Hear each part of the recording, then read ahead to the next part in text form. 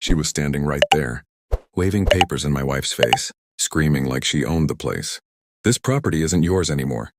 The HOA sold it fair and square."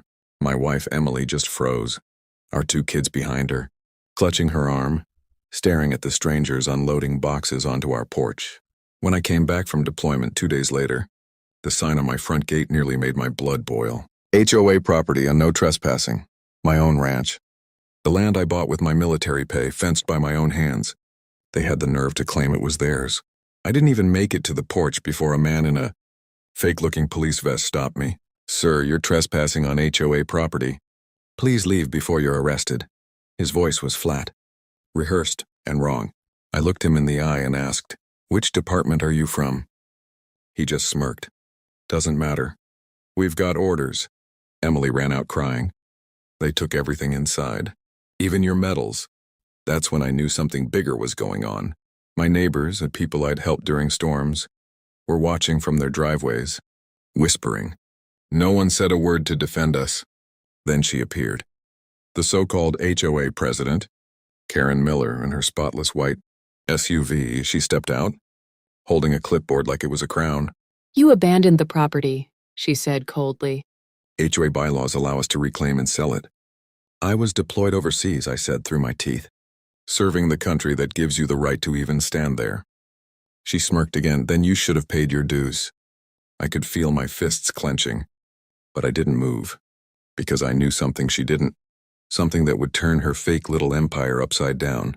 As she walked away, I noticed one of the cops taking photos of my truck, the same truck registered to the U.S. Army's Logistics Division. I smiled just a little. "You just made the biggest mistake of your life," I whispered under my breath.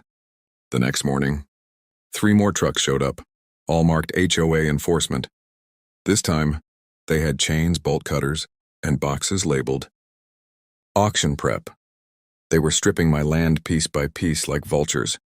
Emily begged me to call the police, but I already knew how that would go. The real cops wouldn't interfere without proof. And the HOA had papers, fake ones but convincing. So I went quiet, observing, recording. My old military instincts kicked in. Patience first, strike later.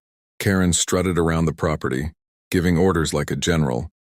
"Remove that barn door, it's not compliant with HOA standards," she barked. Then when I tried to step forward, one of her fake cops raised his hand like I was some criminal. "Sir, this is a restricted area." That's when I pulled out my phone, recording everything. "Restricted? On my ranch?" I said loud enough for the camera. Karen turned, fake smile fading fast. "Put that away. You're violating HOA privacy policy."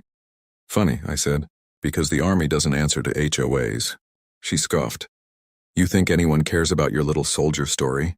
This land's already sold." I let her talk, every arrogant word sinking her deeper. What she didn't know, every inch of this property was under federal jurisdiction. The land had been registered as a Veterans Agricultural Grant, meaning any sale without Department of Defense clearance was a federal crime. I didn't need to threaten. I just needed to make one call. That evening, as the sun dipped low, I dialed an old contact, Sergeant Major Cole. The voice on the other end was calm but firm. "You're telling me they sold a military-registered ranch?" "Yep," I replied.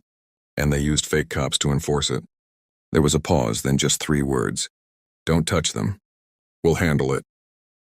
The next morning, I heard the low hum of engines, not trucks, not HOA vehicles. Army convoys. Karen stepped out of her SUV, confused. "What's going on?" she snapped. One of the soldiers held up a document. "This property falls under federal protection. You and your associates are trespassing on government land." Her fake cops froze. I stood back, arms crossed, watching the color drain from her face. And that's when the Army started evicting the entire neighborhood. Karen started yelling, "You can't do this. I'm the HOA president." But the soldiers didn't even blink. One by one, the fake cops were disarmed and cuffed. Turns out, none of them were real officers. They were security guards paid under the table. Emily stood beside me, holding my hand tight as military trucks rolled in and blocked the entire street. Neighbors peeked out from behind curtains, whispering in shock as the truth spread like wildfire. The whole HOA had been running a scam, seizing properties from deployed soldiers and reselling them for profit. Karen tried to run, but an Army investigator stopped her. You forged federal land documents, he said. That's a felony. Her face went pale. She didn't even argue, just stared at the ground as they led her away. When it was all over, I walked back to my porch, my real porch, and picked up my muddy dog tags from the steps. The sun was setting over my ranch again, quiet, peaceful mine. I looked at the cameras, still recording, and said, I fought for this country, and I won't let anyone take my land, not even a fake HOA. That video went viral in hours. The HOA was dissolved, the scam exposed, and justice finally felt real. Because this time, the Army didn't just protect the country, it protected one of its own. The end. Don't forget to like, share, and subscribe to the channel for more amazing HOA stories.